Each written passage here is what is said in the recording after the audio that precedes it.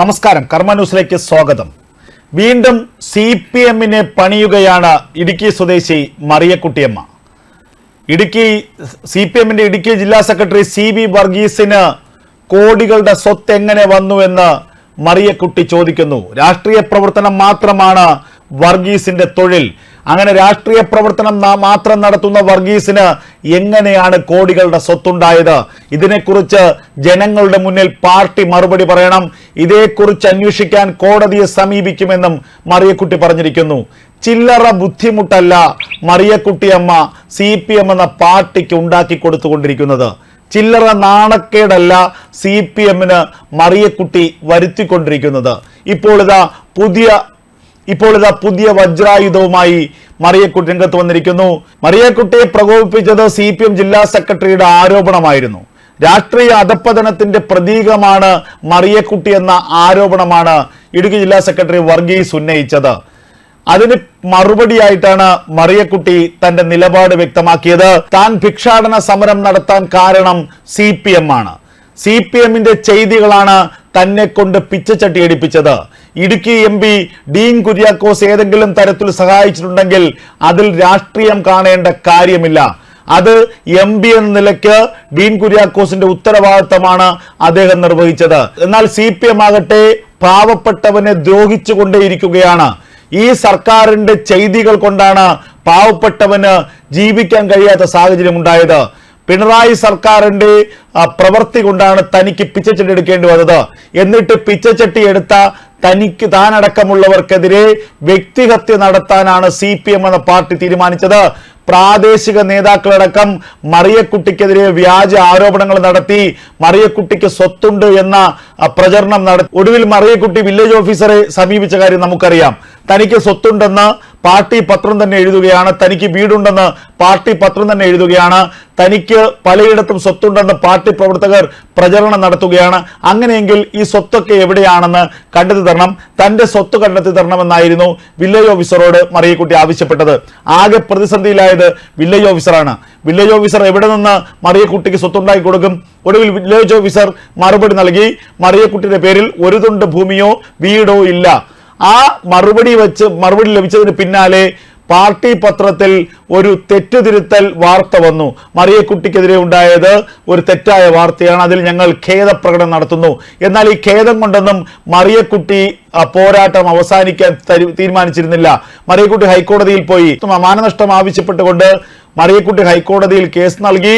പരസ്യമായ മാപ്പാണ് പത്രം പറയേണ്ടത്. അത് മാത്രമല്ല, തനിക്കെതിരെ ആരോപണം ഉന്നയിച്ചവർക്കെതിരെ ക്രിമിനൽ കേസ് എടുക്കണമെന്നായിരുന്നു മറിയക്കുട്ടിയുടെ ആവശ്യം. ആ കേസ് ഇപ്പോഴും കോടതിയുടെ പരിഗണനയിലാണ്. അതിന് പിന്നാലെ മറിയക്കുട്ടി 5 മാസത്തെ തനിക്കുള്ള ക്ഷേമ പെൻഷൻ നൽകണമെന്നാവശ്യപ്പെട്ടും ഹൈക്കോടതി സമീപിച്ചു.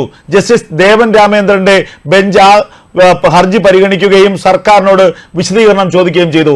സർക്കാർ പറഞ്ഞത്, ഞങ്ങളുടെ കയ്യിൽ പണമില്ല, സംസ്ഥാനം അതീവ ദാരിദ്ര്യാവസ്ഥയിലാണ്, ആ ദാരിദ്ര്യമായതുകൊണ്ട് തന്നെ നമുക്ക് മറ്റ് വഴികളില്ലെന്നാണ് സർക്കാർ പറഞ്ഞത്. അപ്പോൾ കോടതി ചോദിച്ചു, നിങ്ങൾക്ക് 1600 രൂപ ക്ഷേമ പെൻഷൻ കൊടുക്കാൻ പണമില്ല, ലക്ഷക്കണക്കിന് കോടിക്കണക്കിന് രൂപ ദൂർത്തടിച്ചുകൊണ്ട് സർക്കാരിനും മുഖ്യമന്ത്രിക്കും മന്ത്രിമാർക്കും നവകേരള സദസ് എന്ന പേരിൽ ഈ ദൂർത്ത് നടത്താൻ പണമുണ്ട്.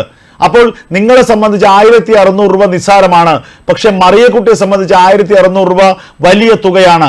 അവരുടെ ആഹാരം, ഭക്ഷണം അടക്കമുള്ളവ ഈ 1600 രൂപയിൽ നിന്നാണ് അവർക്ക് കണ്ടെത്തേണ്ടത്. അതുകൊണ്ട് മറിയക്കുട്ടി കോടതി സംബന്ധിച്ച് ഒരു VIP ആണെന്ന് വരെ ഹൈക്കോടതിക്ക് പറയേണ്ടി വന്ന സാഹചര്യം. എന്താണ് ഇതിൽ പരം ഒരു ആക്ഷേപം ഒരു സർക്കാരിന് വരേണ്ടത്? അതിന് പിന്നാലെയാണ് മറിയക്കുട്ടിക്കെതിരെ വലിയ ആക്ഷേപം CPM-ന്റെ ജില്ലാ സെക്രട്ടറി നടത്തിയത്. അതിന് മറുപടിയായിട്ടാണ് മറിയക്കുട്ടി ഇപ്പോൾ പുതിയ പ്രതികരണവുമായി രംഗത്ത് വന്നിരിക്കുന്നത്. ഈ സർക്കാരിനെ അങ്ങനെ വെറുതെ വിടാൻ താൻ തീരുമാനിച്ചിട്ടില്ലെന്ന് മറിയക്കുട്ടി പറയുന്നു. തനിക്കെതിരെ ആക്ഷേപം ഉന്നയിച്ച CB വർഗീസിനെ കൊണ്ട് എണ്ണി മറുപടി പറയിക്കുമെന്നാണ് മറിയക്കുട്ടിയുടെ ഇപ്പോഴത്തെ നിലപാട്. എങ്ങനെയാണ് പാർട്ടി പ്രവർത്തനത്തിലൂടെ കോടിക്കണക്കിന് രൂപ വർഗീസിന് കൈവന്നത്? രാഷ്ട്രീയ പ്രവർത്തനം അല്ലാതെ മറ്റൊരു പണിയുമില്ല. ശരീരമനങ്ങിയുള്ള പണി ഈ ജില്ലാ സെക്രട്ടറി ചെയ്തിട്ടുമില്ല. എന്നിട്ടും ജില്ലാ സെക്രട്ടറി കോടീശ്വരനാണ്. കോടികളുടെ സ്വത്ത് ജില്ലാ സെക്രട്ടറിക്കുണ്ട്. ഇവിടെ പാവപ്പെട്ടവൻ നിവർത്തിയില്ലാതെ ജീവിക്കാൻ നിവർത്തിയില്ലാതെ അന്നത്തിന് വകയില്ലാതെ കഷ്ടപ്പെടുമ്പോഴാണ് ഒരു പണിയും ചെയ്യാതെ പാർട്ടി പ്രവർത്തനം മാത്രം നടത്തിയ ഒരു വ്യക്തി കോടീശ്വരനാകുന്നത്. അതെങ്ങനെയാണ്? അത് കോടതിയാണ് കണ്ടെത്തി തരേണ്ടത്. ഇയാൾക്ക് എങ്ങനെ കോടിക്കണക്കിന് രൂപയുടെ സ്വത്ത് വന്നു? എന്താണ് അതിന്റെ സോഴ്സ്? എന്ത് പ്രവൃത്തി ചെയ്തിട്ടാണ് ഈ ഇടുക്കി ജില്ലാ സെക്രട്ടറിയായ CPM ജില്ലാ സെക്രട്ടറി ഈ കോടിക്കണക്കിന് രൂപയുടെ സ്വത്തിന്റെ ഉടമസ്ഥയായത്? തീർച്ചയായും ഇത് വലിയൊരു പോരാട്ടമാണ്. കാരണം പൊതുജനം കാലാകാലങ്ങളായി ചോദിച്ചുകൊണ്ടിരിക്കുന്ന ചോദ്യമാണ് മറിയക്കുട്ടി എന്ന് പറയുന്ന വൃദ്ധ മാതാവ് ഇപ്പോൾ ചോദിക്കുന്നത്. അതുകൊണ്ടാണ് മറിയക്കുട്ടിയുടെ നിലപാടുകൾക്ക് കേരളത്തിൽ വലിയ പിന്തുണ ലഭിക്കുന്നത്. കാരണം ഒരു ജോലിക്കും ഒരു കൂലിക്കും പോകാതെ ഈ രാഷ്ട്രീയ പ്രവർത്തനം മാത്രം തൊഴിലാക്കിയ കുറെ ആളുകൾ സമൂഹത്തിൽ ഉന്നത സ്ഥാനത്ത് വിരാജിക്കുന്നുണ്ട്. അവരുടെ വരുമാനം എന്ന് പറയുന്നത് ചിന്തിക്കുന്നതിനപ്പുറമാണ്. എന്ത് സോഴ്സിൽ നിന്നാണ്, ഏത് സ്ഥലത്ത് നിന്നാണ് ഇവർക്ക് ഇത്രത്തോളം പണം വരുന്നത്? ഇവർ എന്ത് ബിസിനസ്സാണ് ചെയ്യുന്നത്? ഇവരെന്ത് തൊഴിലാണ് ചെയ്യുന്നത്? ഒരു തൊഴിലും ഒരു ബിസിനസ്സും ചെയ്യാതെ കോടിക്കണക്കിന് രൂപയുടെ ആസ്തി എവിടെ നിന്നാണ് വരുന്നത്? അപ്പോൾ രാഷ്ട്രീയ പ്രവർത്തനം എന്ന് പറയുന്നത് പണമുണ്ടാക്കാനുള്ള ഒരു മാർഗം മാത്രമാണ് ഇവർക്ക്.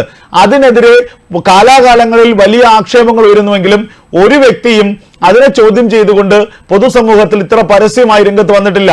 നമ്മുടെ നേതാക്കന്മാർക്കെല്ലാം വലിയ ആസ്തികളുണ്ട്, നേതാക്കന്മാർക്കെല്ലാം വലിയ സമ്പത്തുണ്ട്. എന്നാൽ അവരുടെ തൊഴിലെന്തെന്ന് ചോദിച്ചാൽ രാഷ്ട്രീയ പ്രവർത്തനം മാത്രമാണ്.